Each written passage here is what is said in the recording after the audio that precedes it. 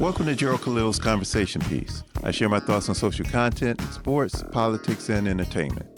And if you're new to the channel, don't forget to like, share, and subscribe. So the first round of the NBA playoffs start tomorrow, and I'm going to give my predictions on each matchup. Let's start with the Eastern Conference. The 1 versus 8 matchup will see the Cleveland Cavaliers take on the winner between the Atlanta Hawks and Miami Heat. The Cavs finished the regular season with the second best record overall, and they are led by Donovan Mitchell. The bench is deep, and they have a potent offense. If they face the Hawks, they'll win it in 5. If it's the Heat, they'll win it in 6. I'm never going to underestimate an Eric Spoelstra-led team. The 2 versus 7 matchup has the Boston Celtics against the Orlando Magic. The Magic boasts one of the best defenses in the league, and especially their half-court defense. The defending champion Celtics led the league in 3 points attempts and makes, and the Magic was best in the league at limiting teams shooting the 3. But it'll make no difference here. The Celtics are just too talented for a Magic team that struggles to score. Though Jaylen Brown, he's nursing a knee injury.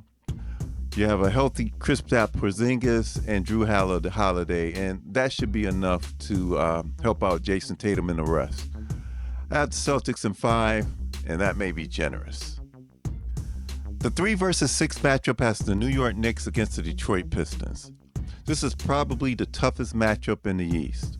The Knicks has had trouble against teams with winning records, and they went 0-10 against the Celtics, Cavs, and Thunder, and they lost 3 out of 4 against the Pistons. Detroit, they're led by Cade Cunningham, and they're in the playoffs for the first time since 2007-2008. The Knicks, they're led by Jalen Brunson, and they're in the playoffs for the 3rd straight year. Now, I expect this to be a tough series. The Pistons, they're a very physical team, unlike New York, who traded away physicality for finesse. But despite that, I like the Knicks in 6 because of their experience.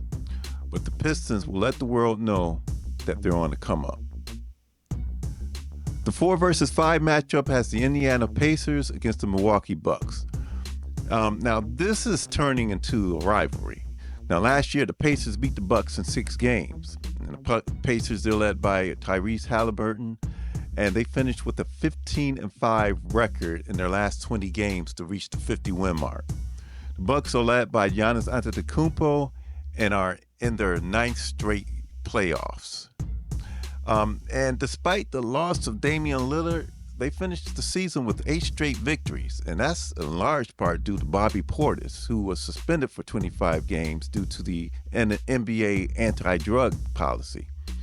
But I'm going to go with the Pacers because they have home court. Look for them to win in 7. Now let's go to the Western Conference. Now we have the 1 versus 8 matchup, and that has the league's best Oklahoma City Thunder taking on the winner of the Memphis Grizzlies Dallas Mavericks matchup. Now, when I saw the Mavericks the other night, I saw a big, tall lineup that could give the Thunder some problems. But the Thunders didn't get the league's best record for nothing, and they were led by MVP frontrunner Shai Gilgeous-Alexander.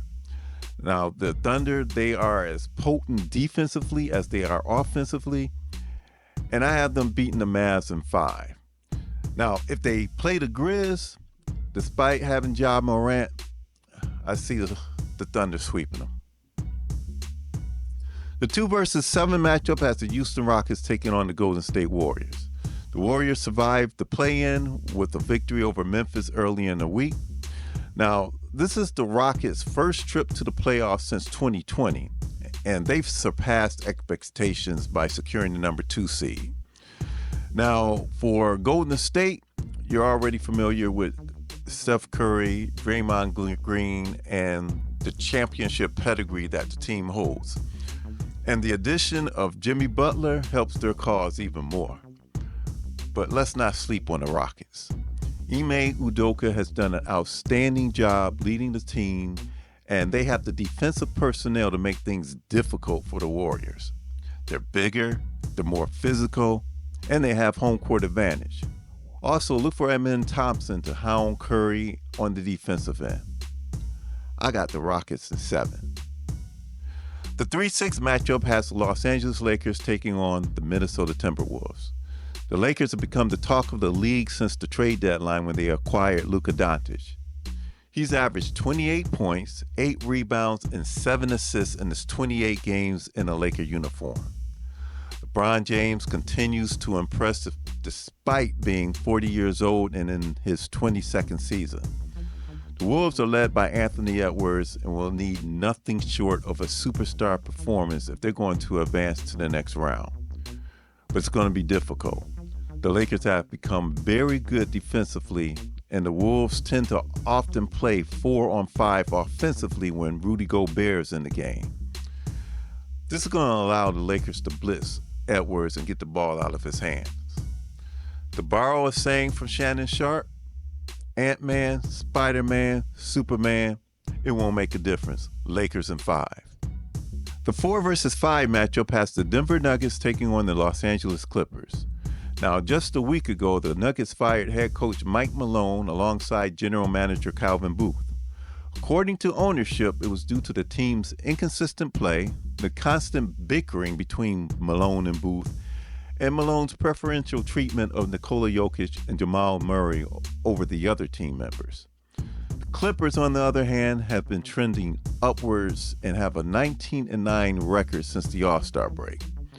A lot of this should be credited to the return of Kawhi Leonard, who is playing like he played when he was with Toronto. He's averaged 24 points and 7 rebounds since the All-Star break.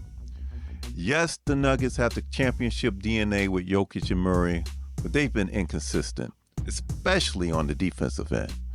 The Clippers, they have a lot of weapons, and Leonard, Norman Powell, James Harden, and Ty Lue has them playing outstanding basketball at the right time of the year. I like the Clippers in 6. So, let me know what you think and leave a comment. Don't forget to like, share, and subscribe. I'll see you in the next one.